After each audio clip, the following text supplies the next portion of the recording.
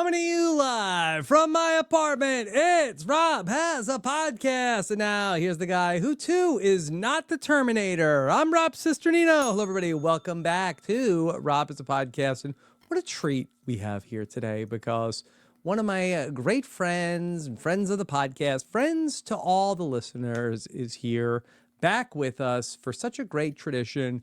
We're so honored to have back here with us the great Dr. Christian Hubicki. Christian, how are you? Fantastic, Rob. It's great to be back for another season. I love this tradition. It's my time to vent about Survivor and just get all the thoughts out there with someone who I can relate to. So thank you for that. And so excited to get into it, of course. Want to thank, we have a sponsor here today. Not that anybody would fall asleep during this podcast, but when it's time to sleep, check out Manta Sleep. All sorts of great products to help you do so. Get 10% off at mantasleep.com with promo code RHAP49. I was telling Christian before we came on, he looks great. He's glowing. You look tan. Are you out in the Florida sun? It's just the filter on OBS, Rob. That's what's going on. Yeah, it is. I put the Florida man filter on. You look like a young Mark Hamill in his prime. Oh, that's good. That's good. Pre-car accident from. I was just gonna say being hit just before being hit in the face by the Wampa or whatever it is, and Empire That Strikes Back. So I look forward to my impending disfigurement. Thank you. Yes. Okay. You have a blazer on. You're all ready to go. Oh, thank you. This of course is, the history of this little blazer. I've been wearing this ever since the finale of Survivor David versus Goliath. I bought it at a Brooks Brothers the night before because I was going to be at the live finale, and they're like, the jacket you're going to wear is going to moire on camera. Buy something else. So we're at like the night before the finale. Emily and I went to the Brooks Brothers to buy something, and I was like, and I paid enough for it that I said, you know what? I'll just wear it every day. So here I am. Okay. So Christian, very excited to get the chance to talk to you. How are things? Fantastic, Rob. I am on leave this semester, which is lovely. So it's getting some personal time. I figured I could use it after what was a crazy summer for reasons that nobody knows about. Tell me about it. Yeah, I know. This is another person I can relate to here. And so I've been putting out actually some educational material for YouTube, and that's been kind of fun. So what have you been hosting? So I record some of my talks I'll give in public on robotics, and just this past week I put out a video on the first ever home humanoid that's for sale. I imagine the Neo. So did you talk with Tyson about the Neo? Yes, we did. Yes, I put out a video. Were you not a fan, or I got to go watch the YouTube video?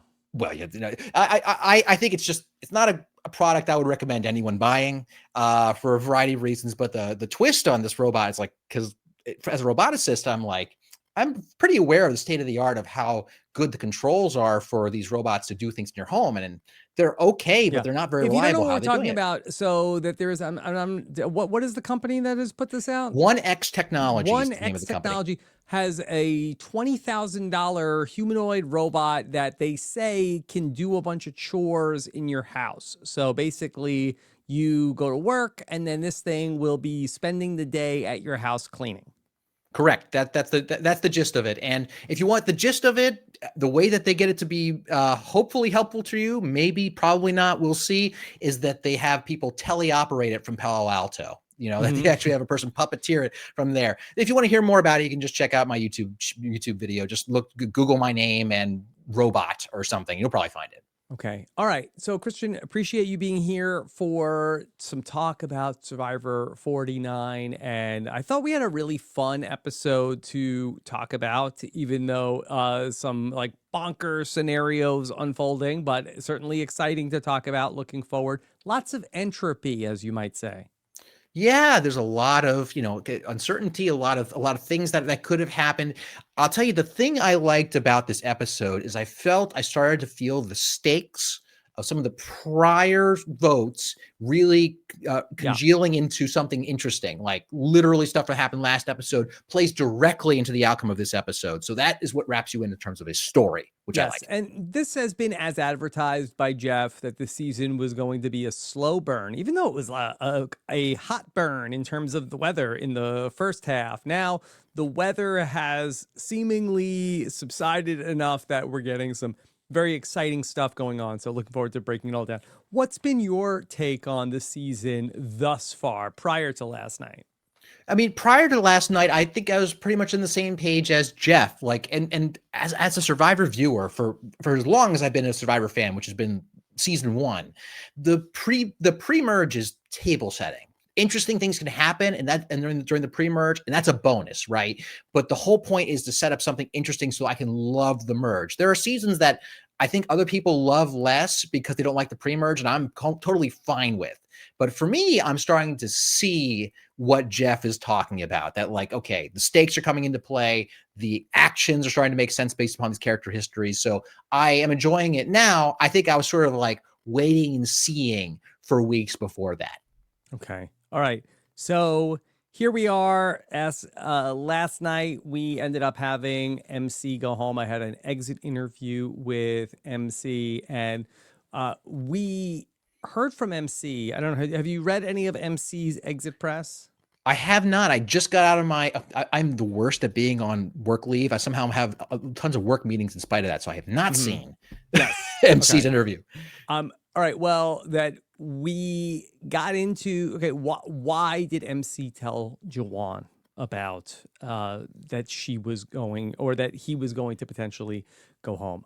And MC ended up telling us that the reason why was because that she really it really resonated with her in season 42 when the black players were all getting voted out right at the start of the merge, and she didn't want to see that happen in this season, and that was why she really stuck her neck out for Jawan, who, and in fairness to Jawan, gets to play the game however he wants to play the game, ultimately did his own thing. Wow. Okay, I didn't know that context. I mean, to me, I was watching that as presented. It still made sense as to what she was thinking, even if it didn't work out. So you were going to say something. No, and I, don't mean to throw you into a potential like here's unpack this 7 minutes into a podcast. But yeah, that was what MC ended up telling me about her decision. Oh wow! So it's sort of like what that. Just objectively, it's just sort of an extra motivation as to why. But even in the context of the show, I was fully prepared to just analyze that as presented, which was she wanted to make things right with Jawan. She wanted to move forward with Jawan. She wants to make sure she has these options, and this was the best way to do that. Because when you are confronted in a situation on Survivor where you are told a secret that you could really burn someone with, right? You have the choice. Do you sit on that in order to gain trust with them, or do you burn them in order to get trust with somebody else, which is tricky because then you can technically burn trust with both, because then you look like you are not, you're not loyal to either. But it's certainly a potentially, we've seen it many times on Survivor. Someone says, hey, I'm trusting you. I want to throw a vote on, I want to go after this person. Yeah. And then you have to make an assessment as to whether or not who do you want to move forward with for the long term? And if you go to the person and that's being targeted and tell them that, a lot of times people do respond well, like, oh my goodness, this person was looking out for me. But this time it horribly backfired because Jawan had other plans. So I'd love to maybe back up a little bit and go back to the inciting incident with this rift in the trust between Jawan and MC, and the idea of that Jawan and maybe Sage feeling some type of way that MC played the idol at Tribal Council without clearing it with them, or at least not feeling good enough about this 7-person alliance coming together where that she played her idol. Now, famously in David versus Goliath, you were part of a group that felt so good about each other, at least at that particular point in time. You were all sharing who has what advantages so that you can outmaneuver the Goliaths. Here we have this group comes together of 7. MC is feeling like, I heard my name today, I'm going to play my idol. Is Jawan right to question MC about, like, well, why did you play your idol if you were, I said I was good. Why would you play your idol? I think it's a perfectly great thing to ask internally, right? It's like you're always should be looking for data as to whether or not people actually feel like they trust you or not, right? But at the same time, like Rob, I've been listening to your podcast for quite some time, and like the advice that I would remember from you is that if you have an idol and you get an inkling, it could be you. Play the dang thing, right? This sound familiar? Unless you're Riz God. Unless you're Riz God, you're gonna hodl that idol. You're gonna diamond hand Xander that thing at least through one tribal council. But here there was actual blowback to just playing it beyond just losing it. That was a new wrinkle. I'm trying to think of a time where the mere act of playing an idol in a prior season was an indication of distrust that was used against them in a future episode. I don't remember that ever happening. This might be new. Mm-hmm. Yeah. And it certainly started this conversation where Jawan was asking MC, like, why would you do that if we were feeling so good? Now, we knew that this idol had been outed because Savannah had saw about it. We also knew that Soph knew. You like Soph, by the way? I'm not sure Soph likes Soph, so yeah. So I think that's it. It's canon. They changed the credits to Soph. The credits say Soph now? I believe the credits say Soph. Sure. Let me see. Brandon Donlan, can you confirm the credits say Soph now? Unless I was seeing like a Photoshop on X.com earlier today, but I believe that I saw Soph in the title sequence. That's news to me. I mean, like that, it reminds me of something that I'm sure every listener remembers, which was Cycle something of America's Next Top Model, where there were two women with the same name. So Tyra's like, one of you's got to change. Like they accidentally wore the same outfit, and they picked like a ridiculously different name that is nothing even close, like McKee. And here we just went with Soph, which is I don't know about the mouthfeel on that. I mean, no disrespect to Soph as a nickname in general. Okay, so we also know that Soph has knowledge is power. And so there's like a ticking clock on this idol from MC. So my initial reaction when MC played the idol last week, like, oh, good, just get rid of it because you've got that Soph is going to steal it. Yeah, I mean, there's all kinds of motivations you can think about playing the idol. But I mean, my first instinct is like, someone else had an idol. Now they no longer have that idol. They are now vulnerable, and that idol is back in play. Unless that person was really your close ally and you were counting on just knowing where it is, which is sort of like the Boston Rob, the BR rule of idols. And you remember he would say things like, the real advantage of having an idol is just knowing where it is. And that's a little bit oversimplified. So maybe from Jawan's standpoint, he got annoyed for that. But like this was on the far end of the spectrum of negative reactions to an idol play. I just hadn't seen that and I think there is value to saying, everyone knows I have this idol and it's making me a target. I'm going to get rid of it. But clearly that did not work out. And you got Rizzo over here with an idol, sits on it and gets through with an idol for another round. Yeah. So I mean, yeah. Sam has tracked this down. Okay, this is Soph in the credits. I'm assuming this is a novel thing. Make the other one yellow Sophie. Make the other one yellow Sophie. I feel like yellow Sophie, like let the cast figure this out. They're the ones who have to call them by their names every day. They'll figure out a way to differentiate between the two. But that's so funny. In a production room somewhere, they're like, we can't have two Sophies. And we and we were hoping, maybe like we were hoping that one of them got voted out pre-merge so we wouldn't have to deal with this. But here they are. We're still dealing with it. Yep, still dealing with it. Yellow Sophie is fine. I mean, and ironically, or sorry, I guess true to history,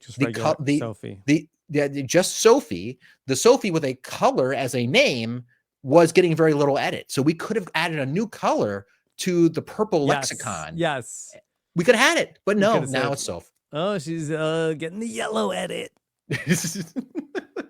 And at least, and on that subject, at least we are seeing more of Sophie. Yellow Sophie, and getting more of her motivation in this episode. But I'm sure that's more in terms of everything that's happening in terms of this vote of 5. So however we want to move from here, Rob, is good by me. Okay. So if you're not on ChatBCC, really one of the highlights on ChatBCC is hearing what Dr. Hubicki has to say every week during the episode, whether he's excited about something, ranting about Big Brother. It's pretty much my two modes. I like I confess. I don't drink alcohol very often. Yes. But when I do, I go on Chat BCC. Sometimes, yes, he is talking about how many fingers of whiskey he might be having. My son is down for bed. We're relaxing. The episode's on. I was like, I'll make an old fashioned. Get out the smoker. Get out the butane torch. Have a smoked old fashioned or something. Wow. But it's fun. But it's fun to kind of just absorb the episode as it comes. You're not getting always deep strategy discussion. That's what this podcast is for. That's Rob. what this is for. Okay. That's what this is for. Christian, what was on your mind in terms of as you watched the episode? Because I'm sure you must have had many thoughts. What do you want to get into today? Yes. I mean, well, first let's talk about the twist that put these people in a group of 5, then 6 at this tribal council, right? These are always hot button issues, the choice of twists in these seasons. And I feel like every year, I have a confident take, or the community has a confident take, and we're like, oh, we should never do this, or we should do that. And then there will be some exception to the rule. And I feel like there's a lot of criticism of the idea of taking this big merge tribe. I love a big merge. I love seeing the big votes go down. Yep. And you just split them up again, small vote. But I feel like this episode, they got one of the better possible outcomes out of splitting the tribes up into 5 or 6. Not that would happen like that every time, but this time it worked out great. I'm happy to break down why. Yeah, we hate to be results oriented because something exciting did happen out of this. I think that most people would say, do not do this. This was fine. We just had a very exciting vote, even though Savannah and Rizzo were on the bottom. There was an idol there. I think it would have still been exciting in terms of the group trying to come together and figure out a vote split. Knowledge is power is in there. There's a lot of ways that this could have unfolded in an interesting way if you left it as 10. But the way that this unfolded was actually very interesting. So I'm not going to say that, I'm sure the producers are a little bit like, oh, I guess we don't know what we're doing, do we ever, podcast guys? But no, this was very, very fun. I just think that do this sometimes. You don't have to do this every single season, because then we can plan for it. I mean, that going back to, I think that we've done this every single season. I don't think they did it in 40. They did it in 39, and then every single season in the new era. So we have done it at either 12 or 11 or 10 every single season in the new era. So you don't have to do this. And I thought that we had this great opportunity where we did something different in the pre-merge, where we went into 3 tribes of 4, and we had a regular merge, no mergatory. Okay, here we go. But ultimately, we did this, and I do feel like that it did turn out exciting, and I loved the episode, but you don't have to do it every time.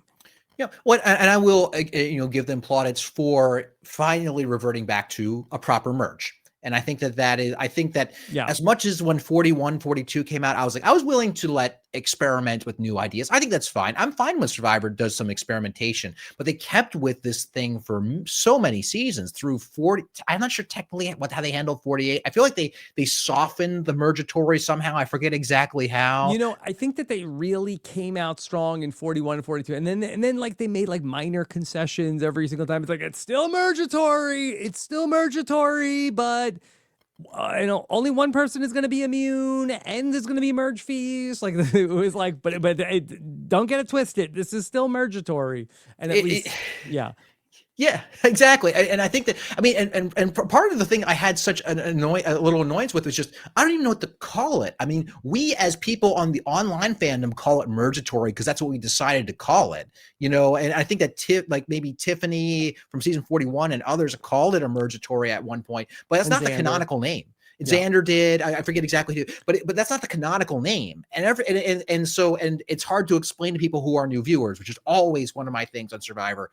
It should always be friendly enough to new people coming in that they can really pick it up.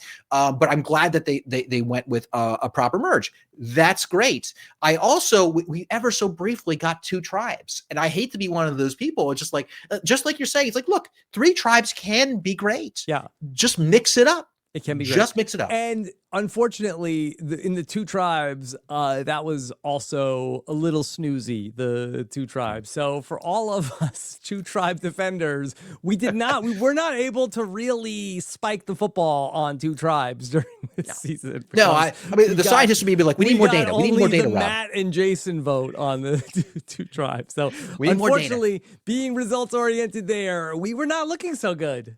No, credit or lack of credit where it's not due in this case. But they are experimenting a little bit with the format. I think some of these twist ideas are pretty neat. I think that it's just, I do one thing I think you're absolutely right about is that like, just don't make it the exact same every time, because they can plan, and that really saps some of the spontaneity. And there's always it's always such a fight, Rob, over like what is a good amount of uncertainty and what's not a good amount of uncertainty in a show like this. Like I have a lot of people were like back in the early 40s when people were like, oh, all of a sudden there's do or die where you can play the Monty Hall problem to instantly lose Survivor. That's too much uncertainty. How many fingers of whiskey did you have that night? Pre-ChatGPT.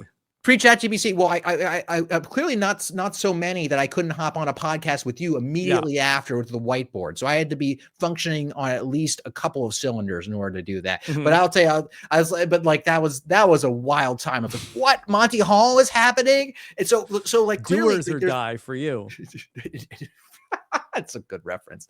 Oh my goodness. And that's and when I think that, so like, that's like too much, where like, it's too much of like a change in the format, where like there's an instant go home. That's too much uncertainty. That means literally anything can happen. Like but if everything is exactly the same, there's too much planning. So what's the right amount of twistiness such that people can't overplan the season, but at the same time, it's not, but also it's not so chaotic. It's just Calvin ball. It's just who the heck knows. It's roulette as to who wins the season. And I think that changing up whether or not you split down to 5, so that way the players have to plan for the possibility you can go down to 5, but not the certainty of it, makes sense. Yeah. And I think that, and Survivor's done this very well over its history. Is there going to be a swap, or is there not going to be a swap? There were periods where there were and were not swaps, and there was enough uncertainty there. But then when people started to lean in too hard, like back in my day, as an old schooler, I forgot my cane, Rob, from the other room. We would swap all the time. As an old fashioned myself, back in season 37, as much as I talked to the people on the tribes, like, we don't know if we're gonna swap or not. We knew we were going to swap. We're absolutely going to swap every single freaking time we were swapping. So like we were planning for a swap, okay, we just had this vote. We get the distinct vibe we're going to swap. And we were right. And so that was too much. They should have just done a few where they didn't. So again, just a little bit of mixing and it'll all be fine. And I'm not exactly sure why it's so exactly consistent. And I don't get that. Okay. Let me give you a hot take. Never before. We need a stinger for a RHAP exclusive. Nate had to die so that the season could live. The season has a lot going for it right now. Yes. I don't know if that required Nate's death, but I want to hear why you think so. Here's why. And with no disrespect to Nate, and I hope this doesn't come across as an anti-Nate take, but I'm sure that some might think that it is.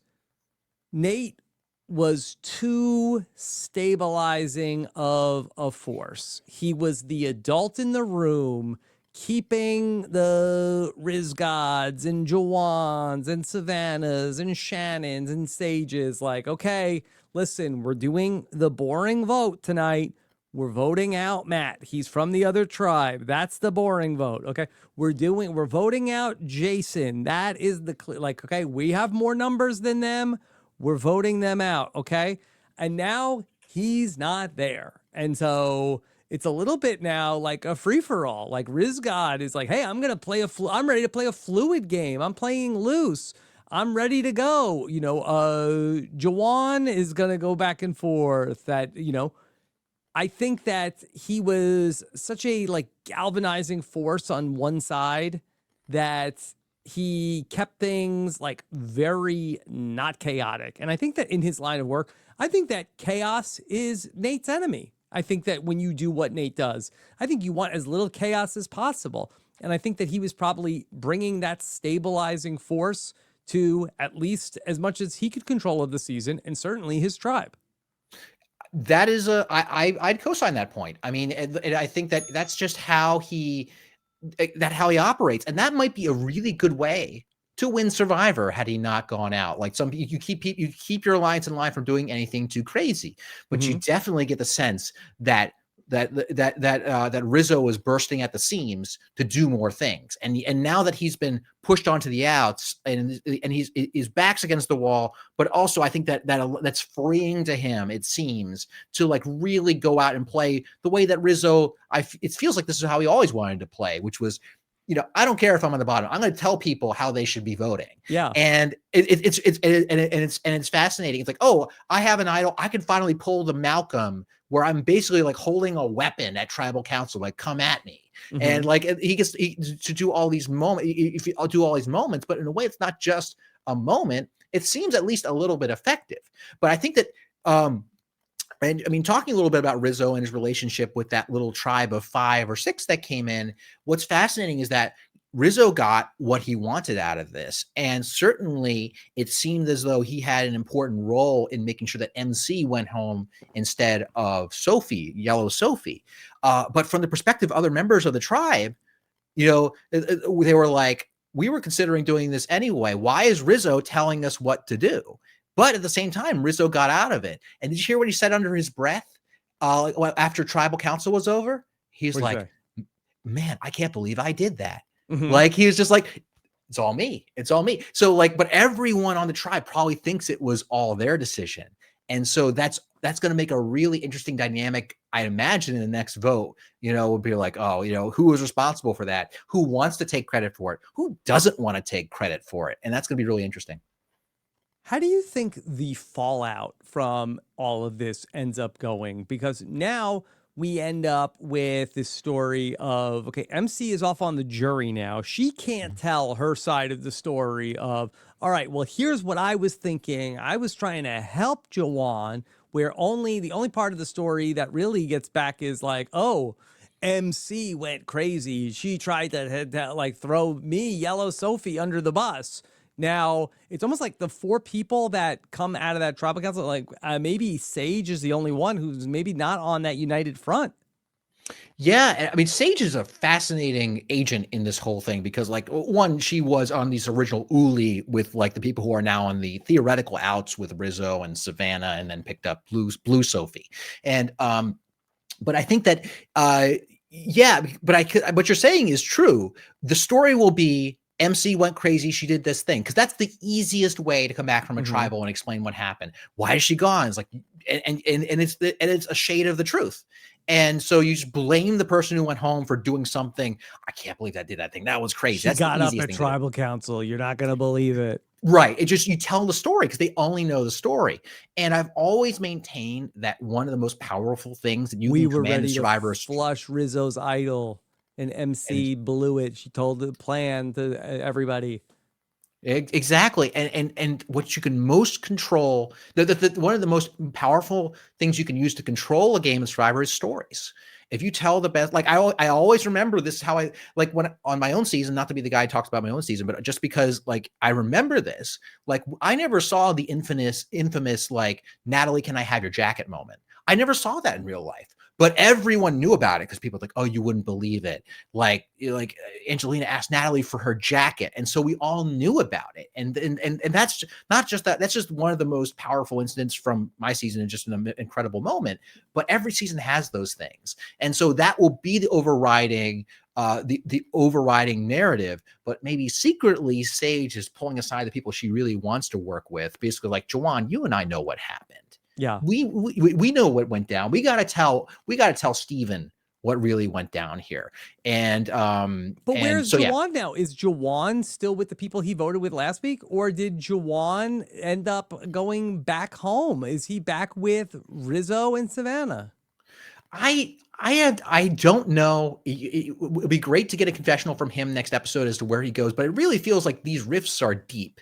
I mean, and also, so I mean, you're talking about whether or not Jawan is good with Savannah. Is Savannah good with Jawan? It Yeah. seems like that's not a one-way street with them. But it seems like that Jawan and Rizgod do have a bond. And it feels like that he has an idol. And then also when it turned out that, okay, the other side, and so Yellow Sophie was willing to write his name down. It seemed like that to me, it seemed like that he was willing to come back to Rizgod. We saw also, I thought that Rizzo played it really well after the vote when he went back to Jawan and said, hey, you know, you're still my guy. I don't even care about what happened. We still had this connection. And it was prescient on his part to end up then in that small tribe with Jawan. And Jawan, I think, is still feeling good about Rizzo. And I think that Jawan, I was talking about it with Steven yesterday, I think Jawan is really the swing vote going into the final 9, because on one side, you have Rizzo and Savannah and Soph, maybe Yellow Sophie also. That would be 4. And then here's Jawan. I guess Yellow Sophie and Jawan are the swing votes here. And it's interesting that MC told Jawan, hey, Yellow Sophie was willing to write your name down, but Yellow Sophie could find a home with the old Uli people. What is going to be the response from Christina and Steven and Alex? What are they going to be saying when they hear like, oh, by the way, it was Sophie versus MC at Tribal Council? Yeah, I would actually be very worried about what happened at that Tribal Council from the people who weren't there. From their perspective, I would specifically the people who were in power, which were Steven and Christina. And it's going to be Sage, who's the person who's like telling Steven and Christina and Alex, okay, here's what it went down from our side. Yeah, and the fascinating thing about Sage is she doesn't seem to be a party line type of person. She's making decisions that she think are good for her moving forward. And what are you thinking, Rob? Well, I was gonna say that she's anti-Savannah. I think her side right now is whatever is the opposite of what Savannah wants to do. This is what, the more I think about this, the more I talk about this with you, the more fluid the season could be going forward. You know, that like the ingredients are there. And I think that because you had not just one, but 2 tribe swaps this season, there's a bit more of this ingredients where people have some connections where they feel comfortable working with each other where otherwise wouldn't. I mean, we've come a long way from the no swap era. I mean, we went 4 seasons in the 40s without any kind of swap. Well, I guess we had a little bit of swap in 44, like a mini swap, where we were no swap. And I feel like what we are lacking were things like this. I remember it felt like for many seasons at the merge, it really was just a battle of which starting tribe ultimately takes control. Is it going to be the Reba 4? Is it going to be something like that? But here it might be fluid. But I feel like that Reba 4 was sort of like the exception to the rule. I think it was, we saw like in the beginning of the new era, it was a lot of people like gunning for people from their own starting tribe of like, okay, Ricard and Shan are, okay, well, like Shan is my number 1, but can I beat her? That there was a lot of people gunning for people from their own tribe. Marianne's tribe and Jonathan and Omer and Lindsay, they did stick together even though they were kind of dysfunctional. In 43, it was kind of a mishmash. And then ultimately, like somehow like the Tika 3 ended up surviving like a war between the other tribes that had more numbers.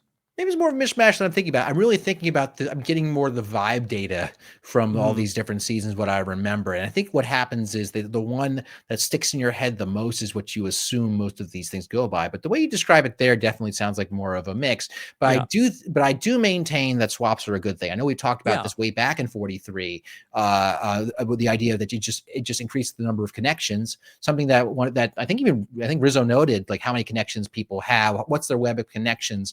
I unfortunately, Rob, I did not finish my web before I got on the podcast. Otherwise, I would have brought data for you. But to know if that's true or not, I didn't take a look.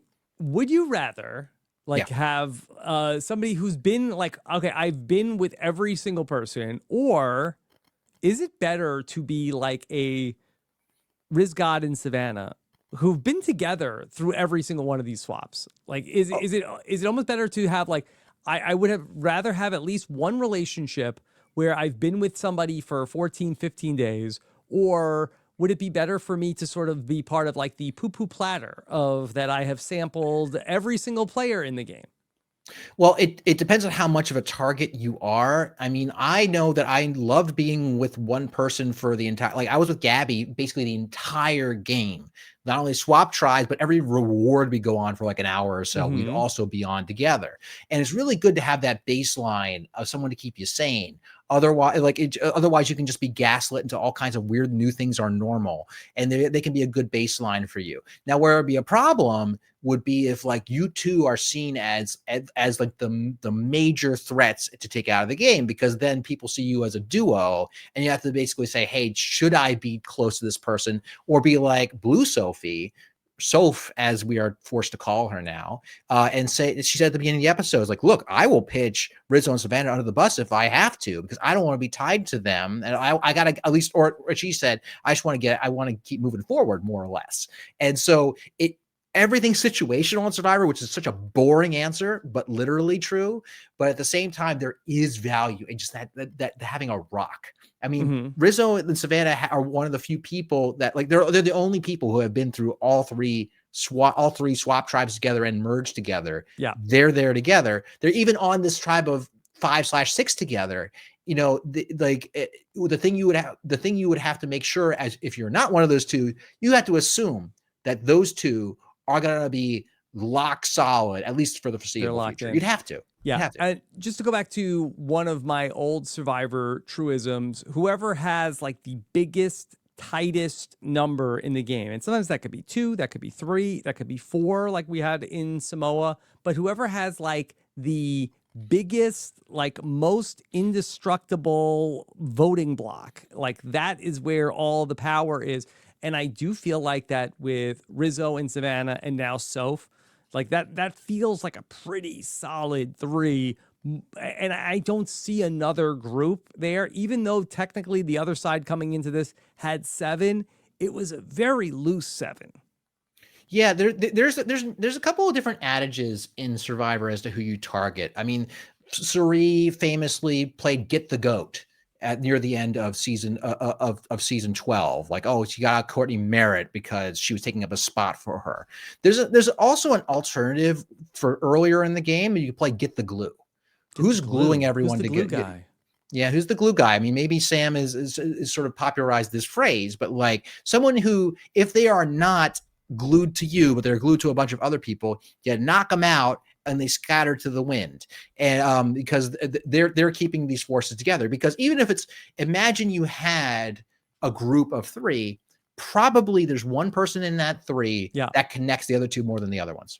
Well, I mean, famously, Tyson in Heroes vs. Villains on the Villains tribe, I mean, he was sort of the glue guy that was keeping Rob's group of 6 together. And then when he ends up being taken out and now he's gone, now all of a sudden, you know, Jerry and Coach are now like going off, and now they're not sticking with Rob and Courtney and Sandra. And so I think that is an interesting point. Who is the connector? Yeah, sometimes you want to just hit the core of the Death Star, right? Sometimes, like, and Tyson is a perfect example of that.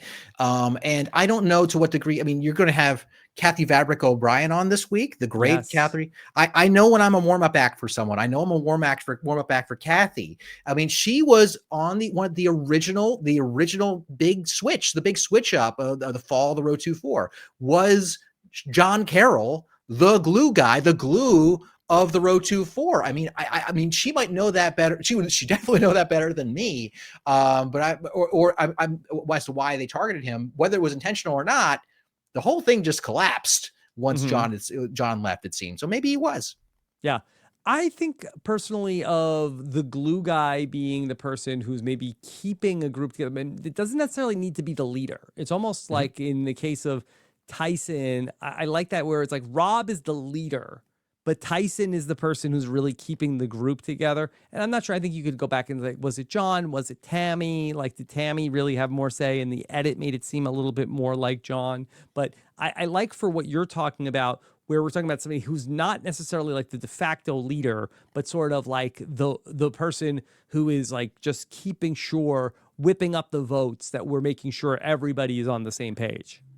Yeah, 100%. And I think that the choice of who you target clearly is almost one of it's one of the most important decisions you can make in a game like this, where in a point where like you are making the call. I mean, we saw this with Yellow Sophie and MC. Like I'm going to trust you. That I'm going to throw a vote at Jawan, and and that choice mattered so much. It basically picked the scab off of all of these these trust issues for various reasons. But like when you throw out a name, there are inevitable political ripples. And this time it actually led to a really interesting cascade of politics that led to the tribal we saw. Let's talk about what Yellow Sophie's plan was, where, okay, we are going to put the votes on Rizzo. Riz God is going home, but we will tell Rizzo that the decoy plan, the fake plan, is everybody is voting for me. Okay. Mhm. Did you like that she did this and she made herself the decoy plan? You said yourself that, okay, throwing out a name can cause all sorts of kinds of ripples. You are able to alleviate that. I mean, I think that very few times in Survivor history that I can think of, a person has said, okay, here's the plan. The decoy vote is me, everybody.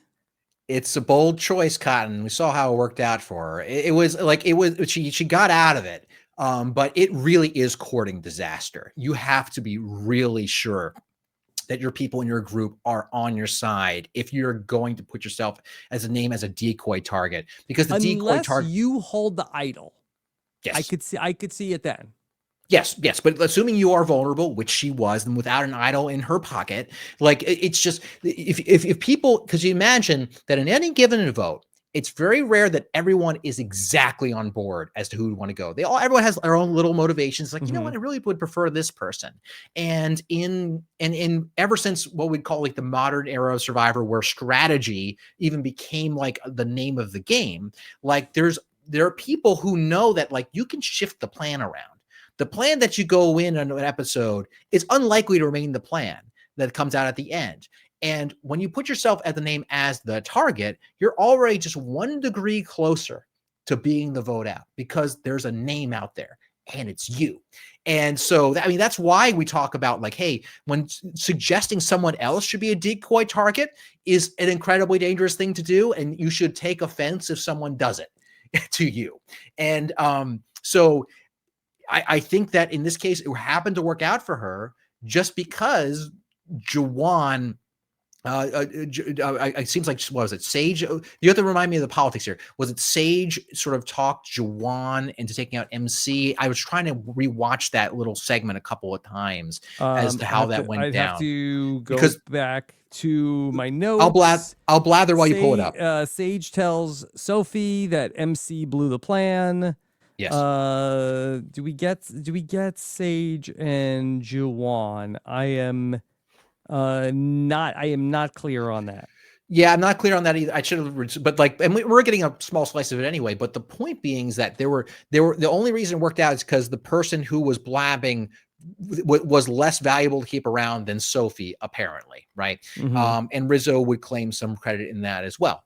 But I'll tell you, but it is dangerous. I maintain it is still dangerous to have your name out there for any reason. I think that ironically, the way that you'd want your name out there, if you have to have your name out there at any point, it would be early in the day, early in like the episode cycle, like right after tribal. People were like, oh, maybe it should be you next. Yeah. But then there's the most chance that something will get shuffled around and be someone else. Yeah. Like Sophie last week when people were talking about, like, hey, we should go for her before she won immunity. Yeah, exactly. Yeah. And yeah, so people get all kinds of crazy ideas. And now that I think that there's will be a more, especially looking at the ingredients here, pretty fluid season. I think that actually, like, I could imagine someone being more comfortable with their name being out there early and be like, it's okay, we'll figure out a way to get it to be someone else. Let's get in the weeds here. I got a question for you. Should Rizzo have played his shot in the dark? I mean, that dude, well, that's a good question. the thing about the shot in the dark is that 1 in 6 chance. Mhm. And I mean, like she could basically, what you're suggesting is the shot in the chaser Yeah, I mean, popularized is by, this not what Rachel did in yeah, Survivor 47 to great aplomb? Is that right? yeah, I And think, shouldn't he like then it's like a fake out of like, all right, I got the thing, and then does everybody like see the look on everybody's face, and then everybody's like, oh, who cares? Like yeah, I mean, so his, like it wasn't a 1 vote margin here for like they weren't splitting the vote. Like I think that he should have played the shot in the dark. yeah, I think that that's an interesting way because the shot in the dark is like it's such a niche tool. It's not like you're like, man, I really wish I had my It's the shot in the dark final later. 9. You can only play it to what, 7? Yeah, So 7. like I mean, what are the chances that he's not, if he wasn't going to play it, he only has 2 more chances to play the shot in the dark. Like this was as good of a time as any.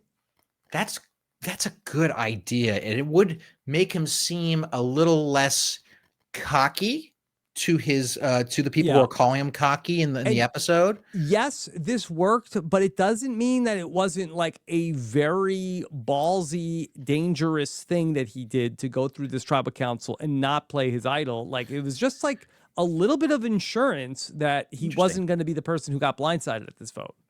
That's interesting. I mean, and like I think the only defense would be like, how confident was he that he was not the vote? And I mean, and that's Right. and how confident are you in your confidence? It seems like he's confident in his confidence. And Is my maybe read on he's him. feeling like, hey, I still need to, okay, I'm going to get through tonight. It seems like everything is like I'm feeling 100% certain about this. I still need to get through tomorrow's vote. And maybe I end up using this as a tool at the next vote where I'm going to, have the idol and determine if I need to play the idol at that tribal council by playing the shot in the dark first.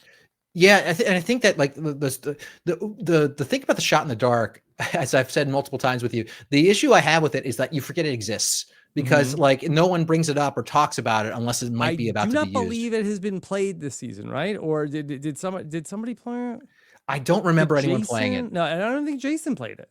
Yeah, as far as we're concerned, like hasn't been mentioned in the on the episode. I genuinely don't remember. I think they mentioned it before, but I'm not sure. But so anyway, that's just sort of my thing. It's like it's a mechanic that like an average audience goer who pops in is like, do they know this thing exists and what is it? And it's got weird rules. But it does have a chance to spook people. Like, and especially at a tribe, and this brings up another point, that on a tribe that's so small, it's only 6 people, 5 people are vulnerable. I think one of the reasons that Rizzo had even more leverage at this tribal council is because it was so small that if people tried to knock him out with an idol, and if bounce back, has a much higher chance of it bouncing back on them, as opposed to a group of 10 where your odds are more than or less than half that that's gonna bounce back on you. And so I think and similarly, if you're at such a small tribal council and all of a sudden Rizzo plays a shot in the dark, and then there's going to be a revote if all the votes are on him, that's scary. I think that might he might actually provoke a real reaction at tribal council. That's interesting. I'm sure someday we will get that answer as to whether or not Heath had thought of that, but that's interesting thought, Rob. Okay.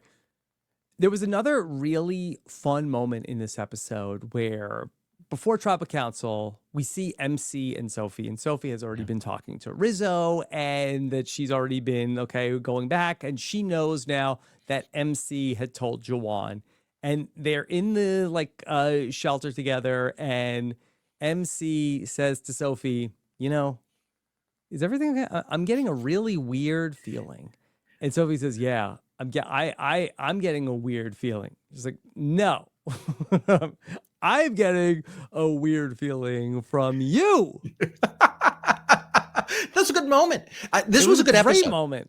This is you got a lot of glimpses as to how Survivor strategy can go. You got plans being upended. You have people with threats of idols. You've got people leaking plans to other people to hope to blow weird up the plan energy. Other people. Weird energy. I want to be sure I get the thing right. The word. Thank you for getting the quote right. I'm sure we'd be fact checked. And I think that's another flavor of the plotting around camp. That while sometimes people are completely oblivious as to whether or not people are targeting you. That's frankly probably more common than anything else. Sometimes It's obvious. People don't want to talk to you, and they get weird vibes. But it's weird. It's very uncommon to have it called out. So like, good at MC for picking up. She is absolutely right. That to point that out. My question would be, does it make sense for MC to say that out loud? And and Well, if yeah, go on. it's really interesting because then that it's going to flip on its head at Tribal Council when that we have the moment where Yellow Sophie says, "Hey, I'll tell you what's up. It's either me or MC tonight at Tribal Council." So why? So let's do the Rizzo question for MC. Should MC have played her shot in the dark at that point? I mean, it's different than the idol situation. She doesn't have the idol as a backup, so it's far less powerful. Mm-hmm. But like, if you go to Tribal Council and you're like, I think that I'm being targeted, and everyone is. I guess, and I guess she's getting a vibe just from from Yellow Sophie. So I had asked her about what she had talked about with Jawan. I think that Jawan at Tribal Council we didn't get to see, and I think that Jawan had said no, everything is still okay. It's still going to be Sophie. But in that instance, and I know that Jawan didn't like it when MC just played her idol. He would probably really not like it if MC played the shot in the dark. Probably not a bad play for MC to play the shot in the dark there. It's not like that this is one of these scenarios where it's a 1-vote margin where we're talking about, okay, Rizzo is going to play his idol. And so the 1 vote cast on Jawan is going to be the difference. And so, you know, it would not have mattered, her 1 vote. 100% no. And I think that, I mean, I agree with your analysis there. I mean, I think that getting into the head of these players when they're throwing these shots in the dark, I forget which one it is. Like it does have more of that sort of trust vibe. Do you want to show trust moving forward? And when I listened to exit interviews from previous season, people were like, oh, why didn't you play your shot in the dark? And it was like, well, the 1 in 6 shot that is going to matter and hit wasn't as important as the slightly greater chance that I'm not being lied to, and I want to move forward in a way, in a trustworthy way with these people. And as a result, people end up rarely playing it. I mean, this is me grossly extrapolating to many people. I think John Lovett from 47 said something to that effect, if I recall, in the first episode. Right. And, you know, it's a calculus that, yes, you have the scenario where Jawan gets mad somebody played an idol, but I can't really think of the time in the show's history where, not that the shot in the dark gets played too often, and it's actually exceedingly rare for somebody to play the shot in the dark and then survive to live to tell the tale, especially when it did not turn out to be a successful shot in the dark. But I think back to my own time in Survivor All-Stars, where I was starting to feel a weird energy going to Tribal Council. And I really was thinking, I was contemplating like, hey, everybody here, it's not me, right? And this is a pre-shot in the dark, pre-idol, whatever. They could have just all said, you know what, Rob? Frankly, it is you. And there's not much I could have done except really have a tantrum at Tribal Council. But what fun that would have been. So, but I really thought about it. I'm like, okay, maybe it is me, but I don't want to freak everybody out moving forward. And that's a regret that I have. I feel like I really do. And knowing how it worked out, who cares if people are a little freaked out? No. And I think that if I recall from your evolutionary strategy chapter 8, where you're talking to Josh Wiggler about this, I think you said the thing I would do differently is I would pick a fight with Sue Hawk. And I remember you saying something like that. Well, if we really want to revisit that, I think that if we would have gone to Tribal Council earlier, I think that I was a victim of the success. I really don't think if we would have gone to the first Tribal Council, I don't think I would have been the first person voted off. I think that either Sue, maybe Alicia, her and Rob had I think that as the game went on, I ended up falling out of position. And I think that had I gone to Tribal Council in the first 3 days or 2 days, I forget how long it was that we were there before Tribal Council, I think I would have survived the first Tribal Council. And I think that's interesting because what you're describing to me, I sort of think of like as a homeostasis. Like you're sort of like, you feel like you're in a position Mm-hmm. and you sort of lock in your mind, like, this is my position in the tribe. But then little by little, this is me putting your words in your mouth, things can shift and you're Yeah. not, you might be a little bit conscious of it, but you're like, it's no big deal. I'm still fine. And by the time you realize how much it's shifted, it's too late. I can imagine something like that being challenging. I felt like it slipped a little bit where I felt like good. I really did feel good with Rob and Tom early on, and even Amber. And I kind of feel like I fell out of favor as the days wore on there. Interesting. So now here, there's all the dynamics are so shifting though, in this season that it like every vote might be some new kind of twist, right? Like, oh, we're going to a tribe of 5. Maybe hopefully we get a vote at 9. I certainly hope so. 9 is a odd number, as mathematicians would tell you, and therefore is going to be good for a vote. But yeah, I mean, so like, and so I think that those things are shifting enough here that I don't think we have to worry about that particular scenario. But here, going back to the question about the shot in the dark, playing the shot in the dark, look, just living to fight another day.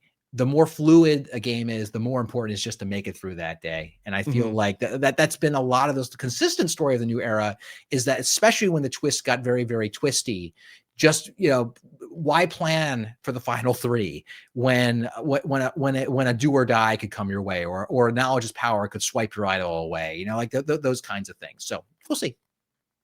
How much did Savannah showing up affect this vote in your mind?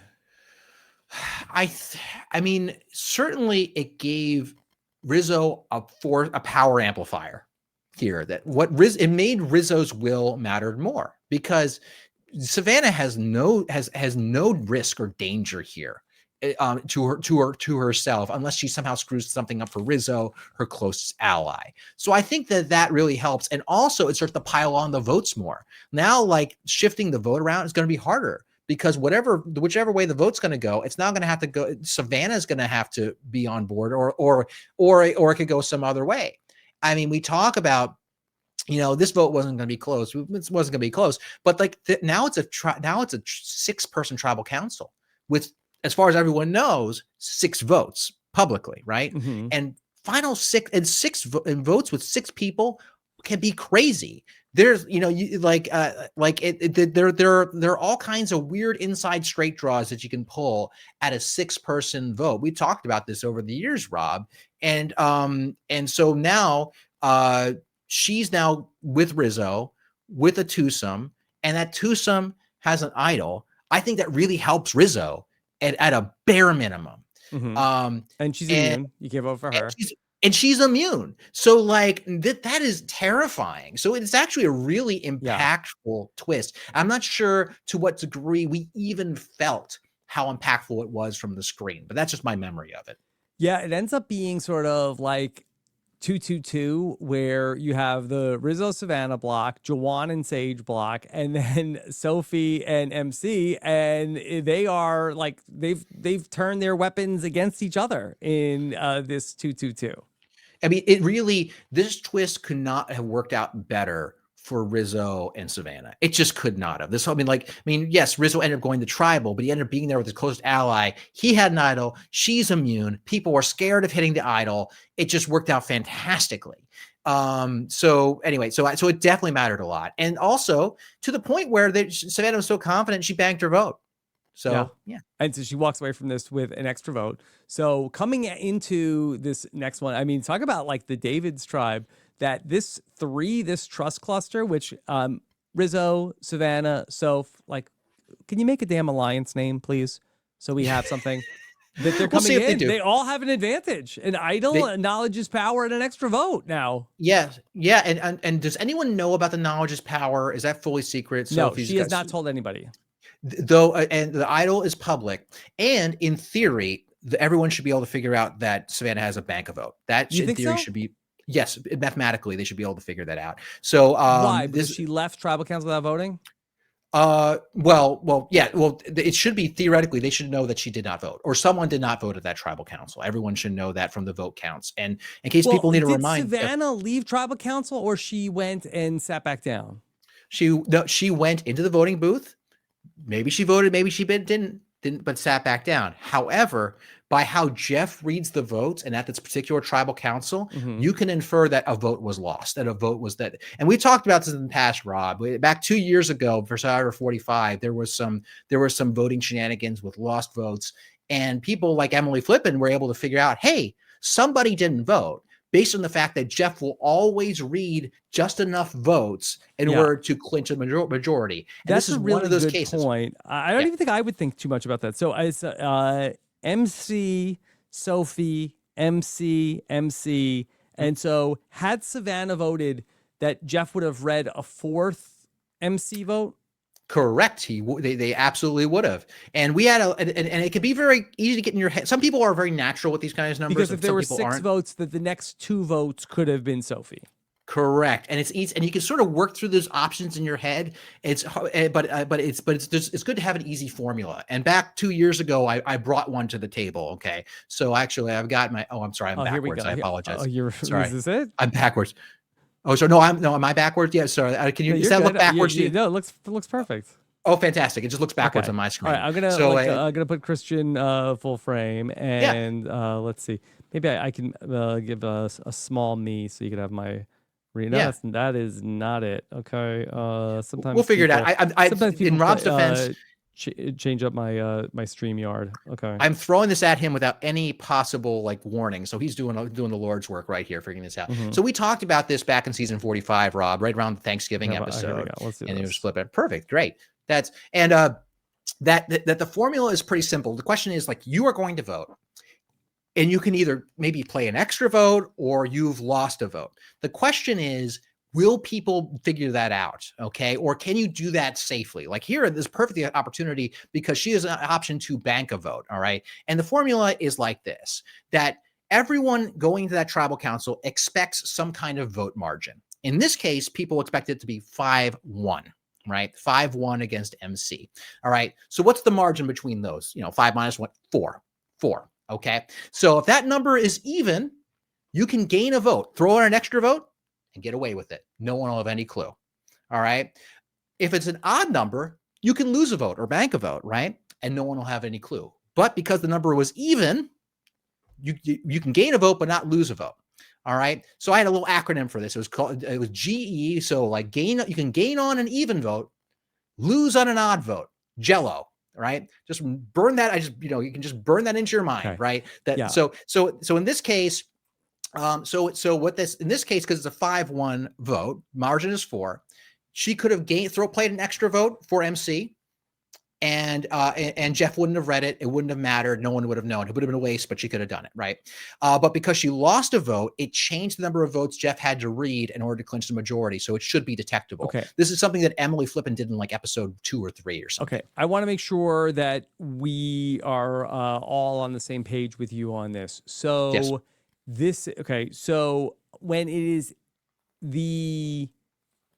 it's not the number of people in the tribe. It's what the vote margin is going to be. If that vote margin is going to be an even vote margin, correct, then I can play my extra vote and I could do that undetected. Correct.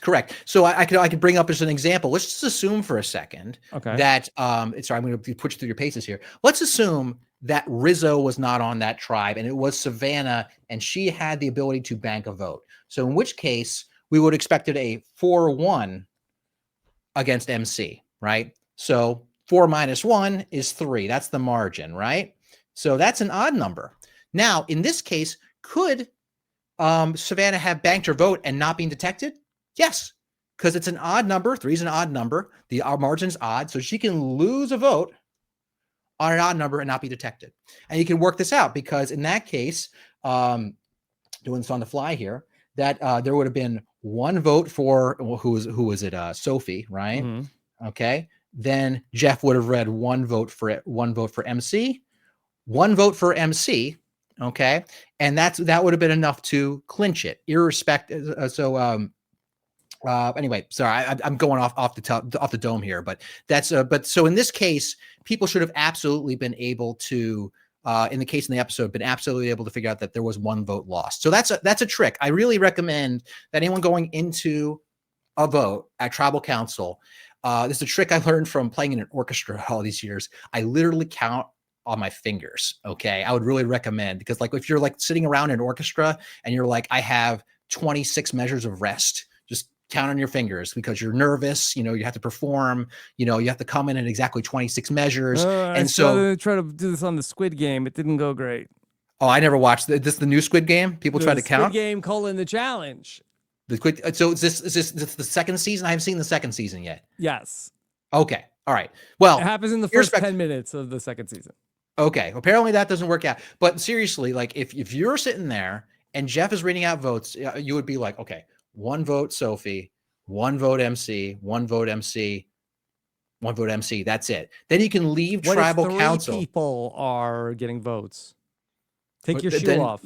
Take your shoe off, and you do that right. That can get a little complicated. What you do is alternating pinkies. Thumb pinky is what you do in that case. So anyway, so that's anyways, that way what happens if 5 people get votes? No one wants to know that answer, Rob. Okay. And so anyway, sorry, that was a little bit of a detour. I didn't prepare you for, but like that. No, that's interesting. I had never. This is news to me. So Savannah really could have said, "Hey, Rizgod, play your shot in the dark tonight. Do me a solid." Yeah. Absolutely. That would help me get away with it scot-free. The question is, will Yellow Sophie or Jawan or Sage catch it? Well, now that, look, every future Survivor player watches your podcasts, and especially this one, so now they all know the trick, so no one will get away with it. Okay. All right. Very interesting. Let me thank our sponsor for this episode of the podcast. Of course, those are our friends over at Manta Sleep. I'm sure that sleeping is no problem at the Hubicki household these days, and you have no need for sleep aids from Manta Sleep, like this amazing adjustable, customizable Manta Sleep mask that is 100% blackout fit with premium features galore. Great for side sleepers as well. They've also got the ability to get a Manta sleep mask with Bluetooth, where you could listen to your favorite podcast as you drift off into slumber. And you could check it all out and get 10% off with the promo code RHAP49 over at mantasleep.com. Okay, Christian, you are such an authority on these things. Let me ask you, how do you feel about do-it-yourself deli sandwich? I've never heard it labeled DIY deli. Do-it-yourself deli sandwich. Nothing says luxurious reward than do-it-yourself. They're really big, for whatever reason, on do-it-yourself blank. Like, you could just say it's sandwiches. Like, nobody is like, are they pre-made sandwiches, or do I have to do it myself? Like, they're like, do it yourself PB&J is another one they always do. I think they're in search of adjectives. I think that's what they're going for. It can't just be deli. Do-it-yourself sandwiches. Subway is asleep at the switch. They missed out on the chance for do-it-yourself deli sandwich. What did Jeff say? Ham, pepperoni was mentioned. It's just calories at some point. Like literally, like the way I would look at it is like, okay, one, is it going to fill me up and is going to give me calories, and it will come out in the other end? Those are like the 2 major considerations for how you handle reward. So like if I were thinking, like if I were there for do-it-yourself deli, I'd be like, okay, how much bread? Like, is there an infinite amount of bread or close to it? And they get some carbohydrates in there. Do you think that pastrami was there? Could you make a do-it-yourself Reuben? The problem with the Reuben sandwich is that they would require some kind of sauerkraut and some kind of Thousand Island dressing. The bread, some people are specific about pumpernickel being on a Reuben sandwich. I've heard some people are big on the pumpernickel. Rye bread, of course, is very common. I wouldn't mind a white bread Reuben sandwich. The thing that you want is, frankly, it's a little bit of the sourness of the sauerkraut and a little bit of the sweetness and the tang from the Thousand Island dressing. That's what you need to effectively recreate a Reuben. Everything else is an enhancement. Corned beef is good. Corned beef is good. All right. Let's look forward to this next vote. How do you think it's going to go? I mean, it's being sold to us that there's like a power threesome. The way and Rizzo starting to look like it's like this is like the most important threesome in the game right now. And so this could be a bait and switch where like, you know, we're going to take control and then it backfires. But really, I wonder how the Stevens and the Christinas of the game are going to react to that last vote. Are they going to feel like the politics have shifted for those reasons that you stated, because Yellow Sophie, sorry, because MC is now gone, when it didn't make any sense to them that she would go. So we will see. I imagine they'd be a bit leery. I think you're livid of like, wait, he didn't play his idol? Yes, that's another big thing. I mean, because like he lived through the scenario still with his idol intact. They'd be like, and I imagine this is just going to focus their ire either more directly on the people on the outs, or people are like, I just can't deal with my people. My people are so incompetent. This is what they might be thinking. They can't even get him to get rid of his idol. So I really am curious what the narrative is going to coming back, and we will find out before the first commercial break, I feel. Could this next vote come back around on Jawan or Sage? It could go, as far as I'm concerned, it could really go any direction. I know it's almost a trivial thing to say, but I think that there is enough fluidity, enough reasons that people would be upset about the last vote for it to go in any direction. You could easily see how it could go for any of the three on the bottom, Sophie, Rizzo, and Savannah, for obvious reasons. And you see enough people with enough connections with each other that they cobble together some kind of new alliance and go for any one of them. It could be Steven. It could be Christina. It could be Jawan. I mean, I feel like I'm saying nothing by saying everything, but I really do think there is a lot of uncertainty as to who could go. And I think it's actually a really good thing at this point in the season. Who do you think? This is interesting. I want to take Rizgod and Savannah and Soph out of the equation. Could we do a draft of the remaining 6 people? Who's most likely to go home next? Is that interesting? Is that an interesting conversation? It is. It is. Take the 3 people that we know that they're tight. They have an advantage. Like, I don't know anything about Alex from this episode. I feel like I didn't get much Alex this episode. I could be wrong. Alex has really, his part of the story has really fallen off the cliff. It's just, are there any chickens left for him to murder? I don't know if we can get him back in the edit somehow. I think only in The Amazing Race, I think there's still chickens.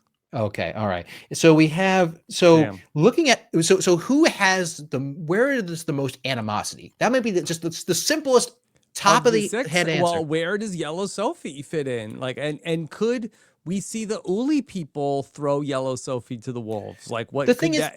Yeah, is Yellow Sophie to blame for this chaos? Like, I mean, she's only to blame to the sense that she threw out Jawan's name, right? And so you have Jawan having a reason to go after Sophie. Now, Sage did, as far as I'm concerned, came to Sophie's rescue here. So at the same time, you have Sage and Savannah, right? And knowing that, so like, of who's going to go home of these remaining 6, other than the 3, I mean, who are the 3 going to go for? And if Savannah is going after Sage, and Sage was one of the reasons that, like, is she the glue? Is who the glue? Is Sage the glue? Sage the glue? She managed to keep that vote together to go on to MC. Sage might be eating the glue.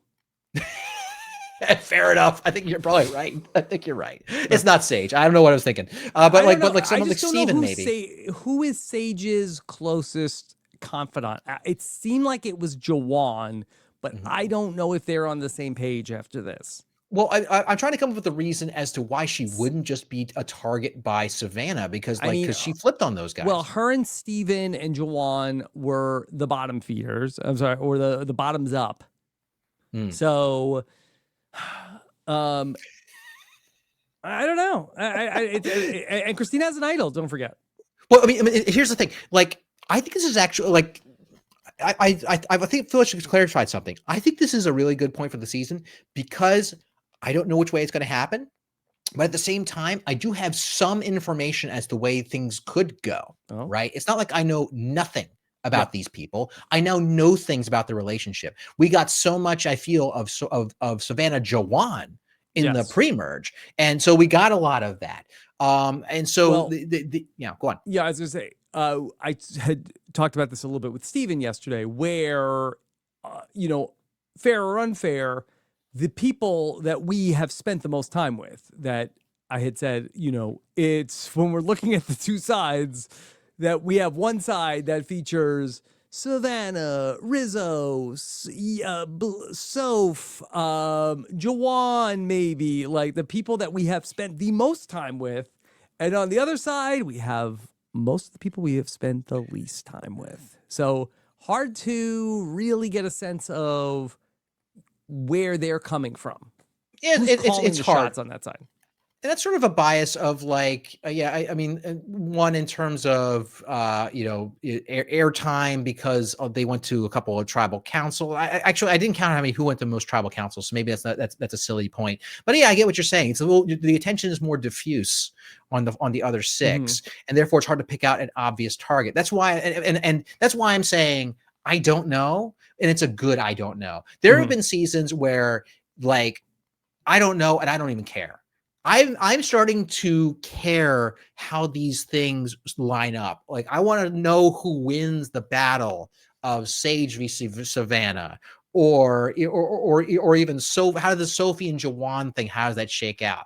And specifically, I like how this episode, the fact that MC played her idol, played into the fact that, again, on screen, we know there's more to it behind the screen, played into her relationship with Jawan. She tried to replay that relationship with Jawan and created consequences. There are consequences to actions. I think that there have been plenty more actions right now that will lead to more consequences. And that sounds like such a silly and dumb thing to say, but it's hard to convey on an unscripted reality show. But I think we're getting it. But I talked about this coming into the merge, where I thought that this could be a Cagayan-esque merge vote, and it didn't quite deliver in terms of how exciting that was. But this is setting up to be a really interesting final 9 vote, because we talked about the two sides, and what's interesting is we still have two sides, maybe like a Big Brother season or an old school Survivor season, and both sides have an idol. And I think that there is definitely going to be some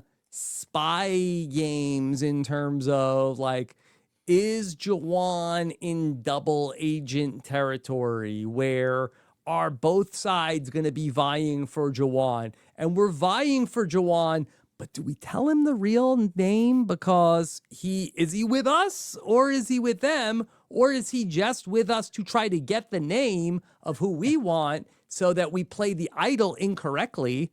And now the Uli side doesn't know yet that Christina has the idol, but, they know Rizzo has the idol. And so how much can you trust the people that are in the middle? I'm kind of teed me up for this, Rob. I want to see Blue Soph go on a recon mission to figure out who has the idol, because she has the knowledge is power, and nobody knows there's even a knowledge is power in the game. Sage and Soph talking this week, and Sage feeling like, oh, maybe I could trust Soph. That would be astonishing. I mean, if imagine get that information from Alex too. She can get that from all kinds of different people. Lots of people know who that is. It's gonna leak. And there are other signs. I mean, one of the classics, like even if that doesn't leak, there are lots of ways to infer, at least give you a good probabilistic guess as to who has an idol. And frankly, one will be who is least interested in looking for an idol. So like everyone knows an idol is still out there. I'd be shocked if people like Savannah and Rizzo and Blue Soph didn't go out to look for an idol. You don't have to say Blue Soph. Oh, you don't say Blue Soph? Fair enough. I don't want to call her Soph. I don't want to do it. I want to call her Sophie. Just do it. Just do. Oh God. Anyway, Soph. Soph. Like they're all looking for an idol too. I love it. I love Soph so much. I'm gonna call Sophie Clark is also Soph now. Is she? Oh God. Okay. But for Soph, This mouthfeel is just ugh. Anyway, she knows that they're looking for an idol too, and so everyone's probably trying to still give off the vibe that there's still an idol to find. But I mean, you heard Christina talk about it. It's a lot of work to go out looking for an idol. So is she going to put up this charade, knowing she already has it? She might be able to figure out with just that alone. And could you imagine if she steals at one of these tribals? You have this trio that is sitting on a bank of vote and 2 idols. How do you handle that? That is genuinely difficult. All of the playbooks that I would think going into a season of Survivor are like, oh, how would you handle a person with an idol that everyone knows about, and it's a problem. They have a lot of power, and this is something I remember from my own season. Blah blah blah. I remember my own season. Yeah, we at one point we thought Nick might have 2 idols, and the plan I was going to go with is like, look, we don't want to Ben Drieberg in this, or where we just constantly target him and just have him keep playing idols and Ben bombs, and it's gonna and he looks more and more powerful. Let's just not target him. Make it look like he has no agency in this game, and it won't matter how many idols he sits on. But now you have 2 out of 3 people sitting on idols. What are you supposed to do then? Yeah, that's crazy. Okay, we'll give you one other scenario that could be interesting this week. Final 9, we have this trio of Soph, Rizgod, and Savannah. Assuming that everybody knows that they're a trio, I think that Soph is doing some good work of trying to make. I'm not with them. They're like I'm not going down with that sinking ship. But we know that they're a trio. Could we see a 3-3-3 vote split, or does the implications from the idol take that off the table? Or is that the way to defuse the idol? That's how you defuse an idol with a vote split. We haven't seen a 3-3-3 attempted vote split since what? Heroes versus villains? Redemption Island, I think, against Russell, it's something like that era. It's just like that was an attempted 3-3-3 Rizzo. You better not even start with calling it your dumbass girl alliance, okay? Don't even try me today, Rizzo. Oh, don't make me come down there, Rizgod, okay? That'll be really disappointing to all of his loyal followers of Rizbatarians if he does that. So don't do that, Rizzo. I will end you. Do not even try that. So when would it make? So it would make sense to do a 3-3-3 vote split with the 6, right? But here's the thing. It ain't going to work, right? Because because of the extra bank of vote, right? That would that would diffuse it, right? So that would go. Imagine that they do 3-3-3, and then Savannah would have the presence of mind to play the 4th vote, and then everybody's heads would explode. The thing is, like, the 3-3-3 vote split is almost completely old school now. It's wild. Like, we didn't like vote splits in general. We don't often vote with 9.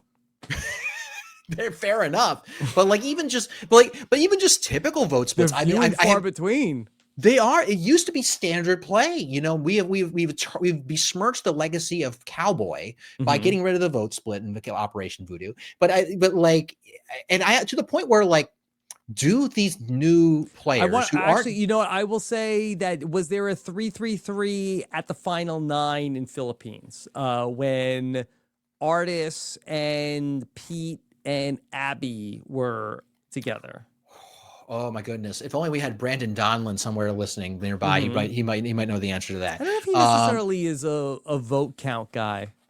Oh, then I think far less of him. He might know whose luxury item is what. But I'm sure. I don't know if he knows the vote counts.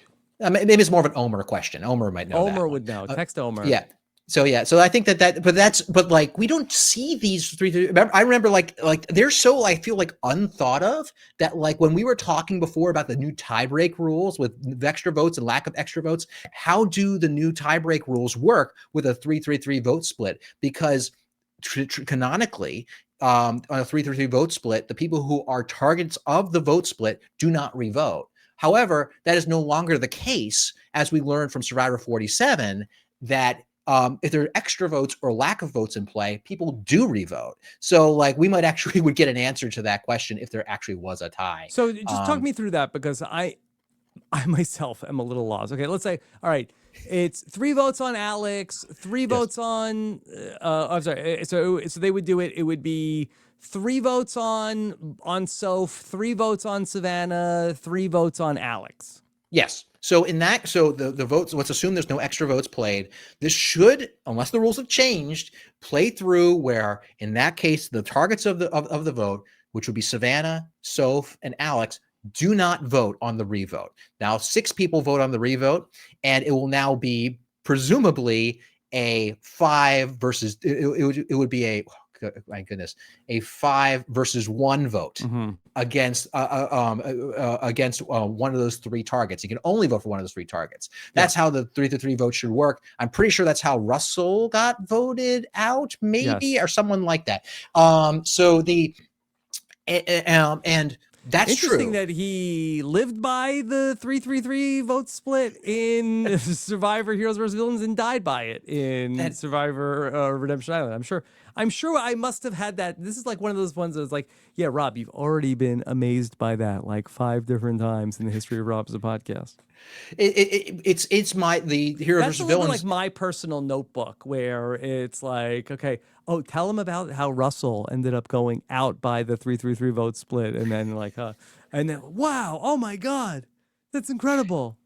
Live by the sword, die by the sword. I mean that Tyson episode where Tyson goes home is my favorite episode of Survivor. But really? Yeah, it is for that vote alone. Banana etiquette. I love Banana Etiquette. It's my favorite episode. But the question now is that in the era of new and with extra votes and lost votes, how do you handle a revote? And it surprised me that in Survivor 47, this is going really into the weeds, folks. That there was a vote where Sierra went home from Survivor 47, where Sam did not have a vote, I believe, and as a result, there was the ruling on the field was that in spite that all of that the 2 targets who were Sam and Sierra will revote, because the idea is that Sam and Sierra were the targets. There's no point of them voting again. They're just going to have to vote for each other anyway. So why have them vote? But now Sam can't vote. It's now asymmetric. Sierra can vote for Sam, so it's now then revealed that, hey, Sam, you don't have a vote. Therefore, you can't go up for the revote. Sierra will. And this was a highly controversial ruling. I went back and forth with Shannon Gus about this a little bit. We talked about this, and it is a bit crazy. And what was specifically crazy about it is how it affects a 3-3-3 tie. Yeah. Was it with Shannon? I thought that you were on with me that week. Offline, I talked with Shannon Gus about this because she cares a lot about it. Yes. So. I think that was the night that I was in the hotel after the gardener cut my internet cable.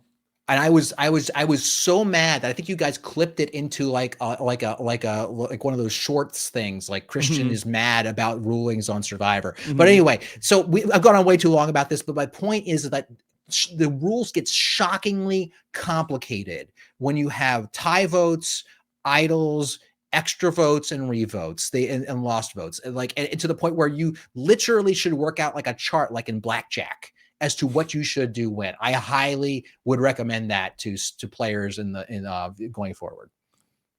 Christian, let's take some questions that we have for you from the listeners. By the way, you're on fire today.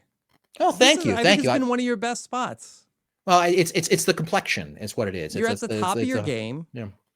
You got all these rules down. Oh, it's been fun. It's like I do love Survivor, and I love these. I love emergent strategy from these rules, and it's a lot of fun. And I mean, I don't want to peel back any curtains, but I know it's I'm on season 50, and so I had a reason to. Surprise. But you could tell us probably who the people from Survivor 49 are. I could, but I can't. I'm allowed to say I'm on Survivor. Wait, CBS said I was on Survivor 50, so I'm allowed to say it. They said so. But can we call you a 2-time Survivor yet or not yet? I'm not sure technically what you can do, but it was. I guess you could be, if you are medevac before the season starts. Are you a 2-time Survivor? Well, We'll leave that to the answers of the future. But I will say, like, you know, it's been always been fun. Well, hold on. Let me text Jeremy Collins.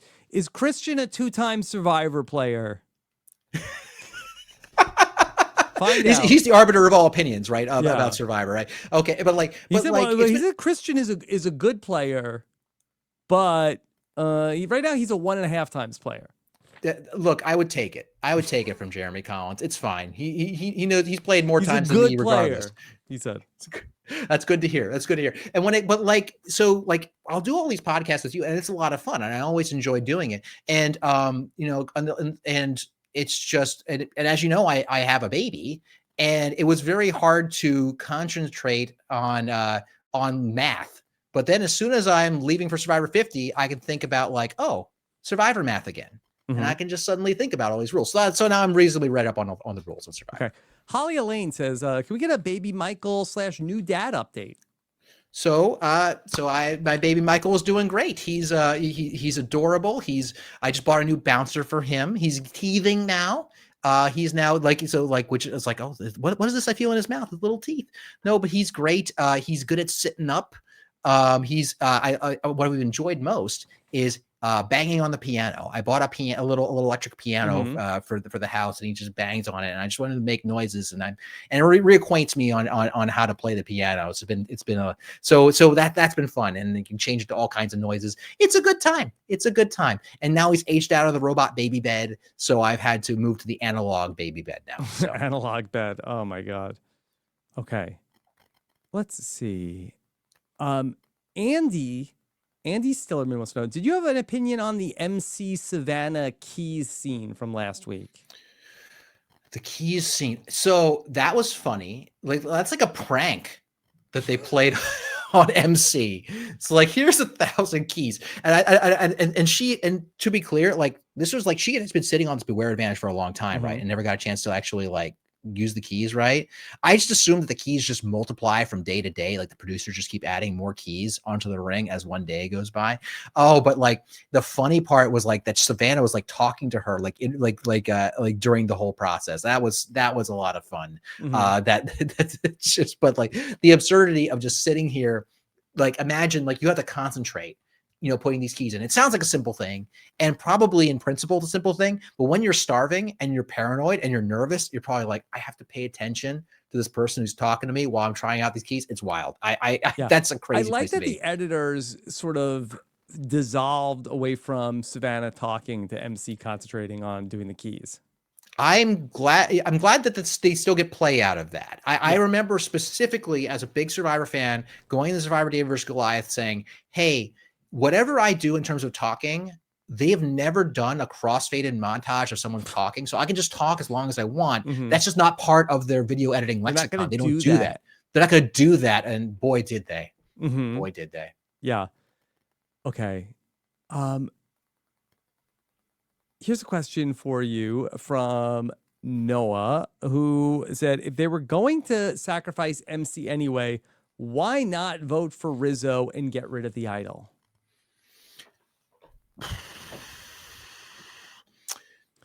So I think that we're worried about like, so you had Rizzo and Savannah voting together, right? Potentially, but I think that everybody that was there felt like that they were sort of like benefiting from Rizzo still having the idol at that point. I think that Sophie was like, okay, I guess if I can't beat him, join him. And then Jawan was like, hey, my guy has the idol. I don't want him to flush it.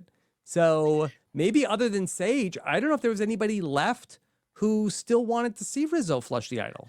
So what is the game of chicken here? Because is this a game of chicken where, like, imagine, so let me just make sure clear I understand what you're suggesting. You're suggesting that the majority say, hey, we want to get rid of MC anyway, but let's just vote for Rizzo. We're going to tell Rizzo and Savannah to vote for MC. So we're best case scenario, Rizzo doesn't play his idol, he goes home. It would have to Jawan and Sage, and they would have to also assume that Savannah is not voting. But so the only people that would be willing to do that, I guess, or maybe tell MC also that you were gonna do it.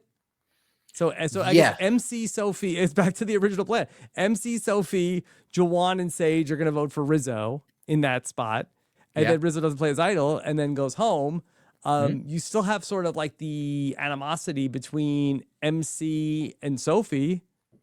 The But like, danger. is Jawan Jawan gonna not tell Rizzo that you're gonna do that? This is why votes at the final 6 or vote 6 people are so tricky. Because if you do something like that, where you're telling different people to vote for different people, you have a Suri situation. Suri can 3-2-1 you. Like, what is you tipped off in that case? Let's say you tipped off you wanted to tip off Savannah and Rizzo that was not going to go down the way they wanted to. You want to tip off Rizzo to either play as idol or say, hey, there's an opportunity here. You can pull together 3, and if the other 3 are split, it's a 3-2-1, and then all of a sudden anyone's on the table to go home. Mm-hmm. James Hall wants to know, do fish know when it's raining? We've really teetered into Ask Dr. Hubicki territory. It's fair enough. Do fish know when it's raining? I never heard that question. I never heard that question. I think they might. I think that they could tell from like sort of like the sun isn't out.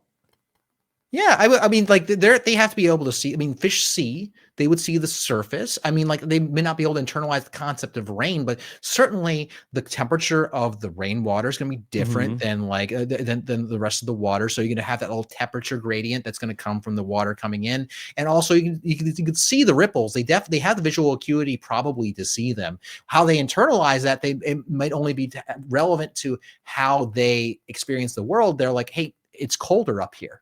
You know, I imagine they'd sense that. Got a question for you from Luke Bird, who says, what would you mutter to yourself if you had a chance to be in a challenge like this again? Oh my goodness. Mutter to yourself. Deli meats, DIY deli. Yeah. You know, yeah. But this was something not sandwich related. a scenario where people weren't talking during this. No. They were in too much pain. Missed opportunity. Opportunity. This is one of the few challenges that makes sense to talk to, because a lot of these individual challenges that are somehow endurance based, they're rarely pain based. Okay, that's the thing about the uncomfortably numb challenge is that it's not a balance challenge. It's not you're not holding a bucket of water over your head. You're not holding a thing on the end of a stick or whatever they do these days, right? You just gotta get through the pain and just keep pushing. So and I guess you're against these things, so it's probably not that hard to balance. So yeah, this probably would be a good thing for something like muttering through a challenge. I think it actually would be a good one. It's one of the few that actually might make sense. I think uncomfortably numb is one of them. This is one of them. If they ever did a hand on a hard idol, that would be another one, but I don't know. Who knows if they would ever let it go on that long. Also the one where you're under the water and the water's coming in until the point where you're going to last gasp until the point where the water's about to hit you, right? If you're starting to panic, one thing to calm at least me down would be to just keep talking. Okay. How about, is it better to have arches or flat feet? That's from the great Eric Barger. I mean, arches, feet are incredibly complicated in their bone structure. And I know this only as I'm not an expert in science, but I do know people who are. So I'm actually the part of a large National Science Foundation grant for called the Institute for the Integrative Movement Sciences Institute. It's about the science of movement. I'm actually their outreach director. So we do all kinds of science outreach, and we have it's a consortium of faculty from all over the country who work on this thing. And when you have an arch in your feet, it adds a little bit of springiness to your gait, and like because you think your foot is maybe just skin on then bone, but like your bones are deflecting and moving, and there's tendons and there's stretchiness that actually is helpful for your gait. So when you're running, there's spring storage. It's something that it's very much relevant in human locomotion and humans going around, but is very right now very underutilized in robot running. Right now, there's fantastic new humanoid robots coming out with robots are running, but they're not built in a way that's structurally similar to the bone structure of people, and they don't have things like that like that springiness in their foot that you would get from an arch. They really came down to it really great battle between Savannah and Yellow Sophie, and Soph was in there. Some people were really so happy and so enjoying that challenge last night that famous Amazing Race contestant Rex Ryan tweeted, "Best challenge ever." Oh, who am I to question Really the like that wisdom they of were Rex Ryan? really like it was just so tense, so many close-ups of like the feet barely holding on. So he loved it. I would never question it. I can't think of any challenge in the history of the show that was more dramatic than that. That's for sure. I'll tell you, they did try to wring a lot of drama using the editing, right? Like they did like those fade, they did those dip to black effects, Yeah. and like if you it was like It was edited very well. It was dramatic. yeah. It was a real They showdown. they really I will say like the show really like they don't they're not lazy in the editing room. They're always No. looking for new techniques to make it more dramatic, to the point where I'm like, guys, you could just take a little bit of a break in this scene. Like they're just walking into the challenge, you can just let it play a little quiet. I actually think it would be great. I'd say this is just what the heck do I know? I just edit videos on YouTube every once in a while, but like they're like on occasion, one thing that's been very effective is silence on the show. Like we've talked about this in previous seasons, that like there's just it's just sad, and then just the editors just let it play for silence when they come back to the camp that they have lost again. And so I hope that they use that they dial up the variety in addition to their production values on the effects. Okay. Let's see. Any other questions for you? Let's see. Did you have any thoughts on the sea crate and the bite that Jake, the dry bite? The dry bite, I was so confused by that. Like at first I was like, oh my God, this is so dangerous. This is a snake bite, venomous snake. I mean, like we've known this from going back to Survivor 14, the original season in Fiji. The snakes are misunderstood creatures. We have an understanding now how dangerous these sea snakes were, that Earl was chopping them with a machete. I don't know exactly if that was a sea crate per se, but like that was really dangerous. But I think I was like, I was surprised by like how it went from there. Like we got to see like him with the doctor, and the doctor was like, it became the reasoning. I was surprised that it ended up being about like, oh, he's emotionally not in the right place. And I was like, oh, I would have been perfectly satisfied if he said, look, we don't know for sure if he's going to die. Let's pull him. And that's it. I thought that, because that was really dramatic when he got bit by a snake. I was really like I was like, I saw after that episode that your tribe mate Pat Cusack had posted about how that he was especially like reminded of like how traumatic it was to get pulled out of the game like that. I didn't see him say that, but I totally believe that. I mean, Pat had just such a raw deal of the whole thing. It was something that just happened in the moment, and then all of a sudden you're on a helicopter off the island. And I think they put, I'm not sure, they did not helicopter Jake over to the other island. No. I think they put him on a boat. But like I was sitting next to Pat at the time, and when that happened, it is just terrifying for everyone involved. I would be curious to hear from future players who I didn't listen to their exit interviews of what they say. Like, is this something that impacted their thinking weeks into the game? Or is it something that happened and it was so long ago they had forgotten about it in the haze? Because that really was quite an ordeal. They announced season 4 of The White Lotus is going to be filming in, I believe, in France. Is there any talk for your character to reprise your role in season 4 of The White Lotus? Well, nothing I would be able to disclose at this time about the reprise of that character, but we'll see. I mean, The White Lotus is an excellent show. I actually had a student come to my office the other day. He said, "Yeah, I bumped into you the hallway, and I didn't know who you were at the time." I'm like, "Oh, okay." It's like, "Who'd you think I was?" Like, "I didn't know you knew Mike White." And I'm like, oh, okay. Yeah, it's like, yeah. It's like, and he gave me his review of the seasons. I'm like, I didn't ask for any of this. So, what are you here in my office for? Are you here to talk about your homework? What's up? So there's a chance. Okay, keep an eye out for season 4 of The White Lotus. Speaking of 4s, Corinne weighed in this week and said there's not enough hot people anymore on Survivor. Did you, in all of your mathematical formulas, have you done any work in rating the hotness over time of Survivor contestants? Well, of course not, Rob, but I think if I did, I would accidentally invent Facebook. So maybe made a few $1 billion. But so if I went that way, it's like look, like you can make whatever arguments you want about this, but you know, there's some attractive people on this season. I don't know.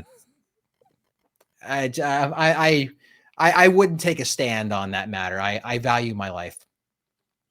What else have you been noticing from this season? Oh my God. Corinne said, drop the 4s, keep the 10s. It's the new era. Oh my goodness. It's like, it is fascinating to me. It is reminding me a little bit of the structure of Cagayan, of Cambodia. I'm sorry. I mean, like in terms of the number of swaps that they had. Or maybe it was, did they have 2? I'm trying to remember. Oh my goodness. I'm starting to lose my memory of these different seasons. You're doing great. But I definitely 2 swaps in Cambodia. Yeah, exactly. They had 2 swaps in Cambodia. They had 2 swaps, if I recall, in Game Changers. It reminds me of the early 30s when they were really trying to dial up the twists to keep people on their toes. That's when they started introducing extra votes, steal of votes, right? Yeah. So it all started with Dan Foley got an advantage of, I think that was at the auction, that he had an extra vote in season 30. And really, it was the first season of the 30s, and it really did kick off the advantage era. Oh God! So like it really did, and you can read more about that in The Tribe and I Have Spoken by Rob Cesternino, available for pre-order now at robhasabook.com. And you can buy my book, Escape. It's about yes, and I think that I talk about you in this book. Oh, well, now I have to pick it up, of course. Well, I don't know how many mentions. Find out. Well, I'll find out. I mean, look, I've not heard I've been mentioned in Escape, so therefore you have that over, Steven. So there, yeah, I mean, like, so but that's true. I mean, I feel like the show. Christian Hubicki. Some would say that he was an old era 5, but a new era 8. There we go. There we go. That's a quote from Corinne, right? That's she wrote the foreword. I feel the show is asymptotically going. I'll let you continue before I go back to a strategic talk. What about the hot Grim Reaper? Should the Grim Reaper be hot? Yeah, I am. Oh, here's a funny thing from the season before I talk about anything about the overall structure of the seasons of the overall. But like the people, the Carolina Reaper is very hot.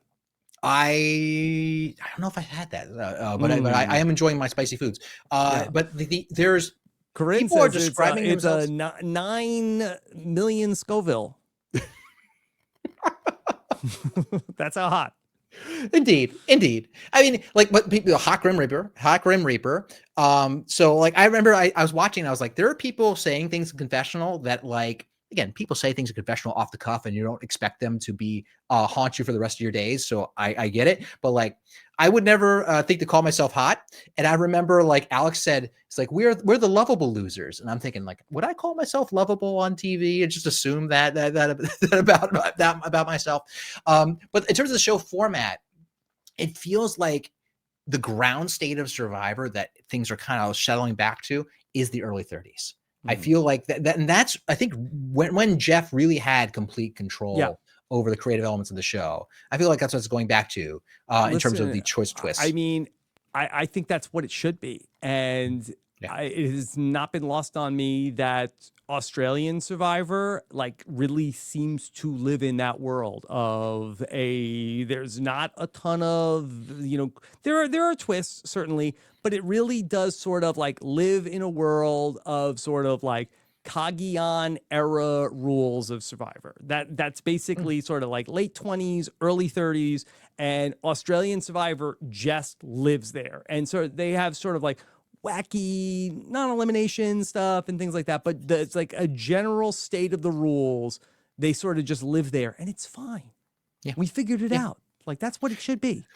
Yeah, and like I said before, I don't blame them for experimenting because you never know what you might find. And I think that people, you try a thing here, you try a thing there. And I feel like as they're trying these things, they are coming back to that era. I mean, the Mergatory is no longer a thing, at least as of this season that we're watching. But I really think that was having more to do with the medical evacuation, based off of like what Jeff had said on the On Fire podcast about it. I think it was more an exception. I mean, maybe you know more than me, but I feel like that it was as far as season 49 goes. I think had Jake not gotten bit by the snake, I think there would have been Mergatory.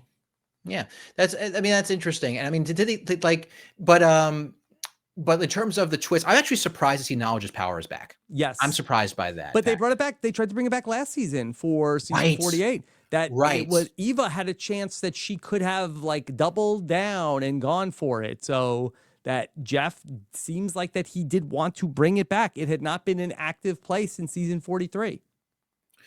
Indeed. Yeah, that is wild. I mean, because one thing we talked about in the past is how when you establish the breadth of uncertainty in terms of twists, you just by establishing that uncertainty, you can change how the game is played.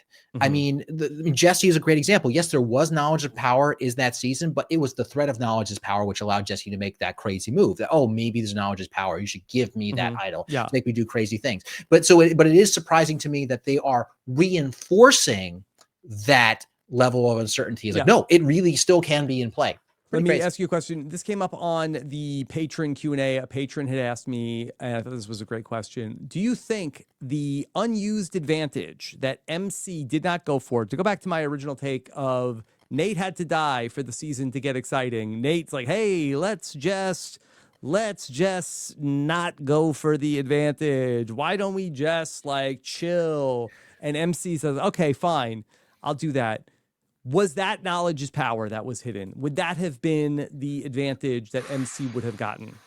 Because I did think it was just odd how and we've seen before where groups win a reward and stumble into an advantage, but I wonder, had MC gotten the advantage, would that have been Knowledge's power, and would Soph not had gotten the Knowledge's power sort of randomly for being on a tribe that won a reward? It's hard to know because, I'm sure that they have. By the way, not to put my finger on the scale. I would believe that. I'm trying to think about what else it could have been, because I mean, like now that we have this menu, of advantages, not the literal advantage menu from 38, but what are the things that we have not seen in the season which are now canonical advantages? There's a bank a vote, right? It could be an extra vote. Extra vote is better than bank a vote. It could be a steal a vote, which is better than. We never saw again that Sarah Wade, I believe it was Sarah Wade, that in terms of the last name, she got the inheritance advantage, which sounded very cool and interesting. She went out of the game with it, didn't play it. We never saw that one again. What was the inheritance advantage? It's obviously not the legacy advantage. I think it was like if you play it, you get like any advantages that get played at that tribal council. I forgot about that. Like a garbage collector. It's like a garbage collector advantage. That is wild. Oh my goodness. I would have completely forgotten about that. And I think that there's also like safety without power. That's another one that they kind of dribble in there. It's less exciting, I feel, than some of the other ones when they're played. But probably best used when Saul played it on Rachel. Yeah. Okay. All right. Couple other things. How are you feeling about Uncle Jay, Uncle Jeff? We're making it happen. This is what we're doing. I mean, like, I feel like there are memes on the island that are funny to them that don't always play at home. I was like, why is this Uncle Jeff? Maybe this is a cultural reference I don't understand. Maybe this is a thing. Unk? Did they say Unk? Yeah, they say Unk. Yeah. Okay, maybe this is just a youth thing that I don't understand. Right. I think that Riz God could have called Nate Unk. I see. Slang.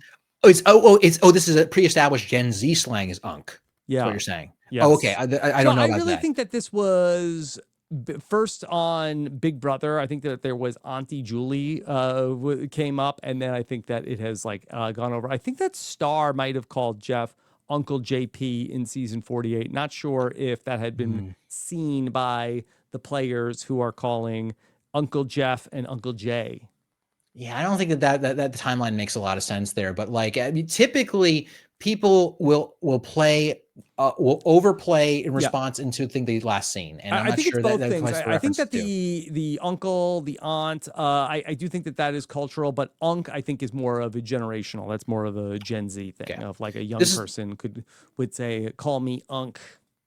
Well, lay it on. As people got to lay this on me. I need to know these things because when I'm teaching my classes next semester, when I'm back from leave, I have to very cringily say them to my class, and so they can all snigger as me pretending to be culturally relevant. So I need these in my arsenal. Okay, all right.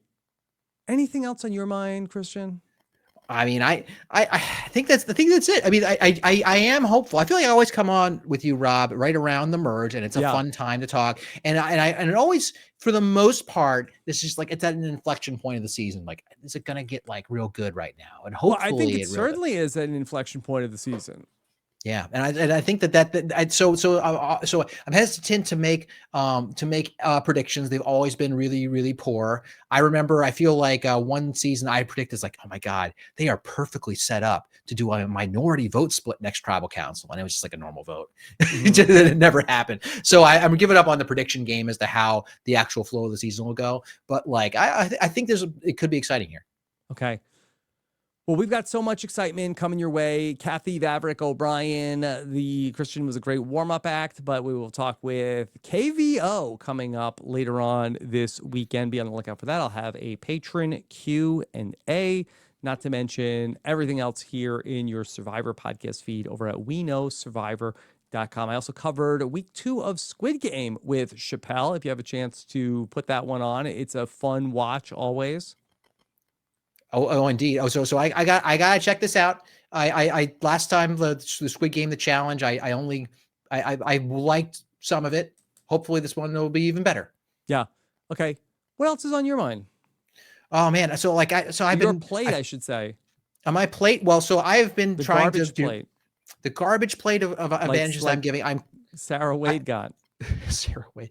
I've been starting to put out more material to YouTube on robotics, and that's been a lot of fun. Something I always wanted to do, and now that I'm tenured, I'm doing it. You can check me out there. I'm talking about a lot. If you're interested in robotic stuff, Rob, I finally did it. I finally subscribed to Apple TV Plus. Oh, okay. Are you going to say what I think you're going to say? Well, I'm not sure it could be one of two things I think you're going to say. I'm not yet. I'm on my plate. I'm now going to watch For All Mankind, like I promised I would. I feel like I think you're already covering it, but which is fine. But I had to because Pluribus is out. Oh, okay. Yes. Okay. I have not watched Pluribus. Oh, so I am. I know it's Vince Gilligan, right? Vince Gilligan. I mean, Vince Gilligan through Better Call Saul has been one of the few show writers that I will have to just give him a shot at whatever it is he throws my way. And the first two episodes of Pluribus are out. I won't spoil anything. I'll just give my impressions. I'm glad they dropped the first 2 episodes because after the first episode, I was like, I don't know if I could watch this because it was really tripping over a lot of it's a science fiction show. That's all I'll say. And it was really tripping over a lot of the things these personal things that weird me out. And I couldn't take it. But by episode 2, I'm like, I'm all in. This is amazing. Yeah, I have no idea what it's about. Should I just jump in? Yeah, I would just jump in about it every week. 100%. You have my phone is open to you always, Rob, as you know. Okay. All right. Well, maybe we'll fall in love with it. Maybe we'll have to podcast about it. Look, if that's the case, I certainly would. It is interesting enough that I would actually want to talk about it, at least so far, just from 2 episodes. So, all right. Is my wife going to like it?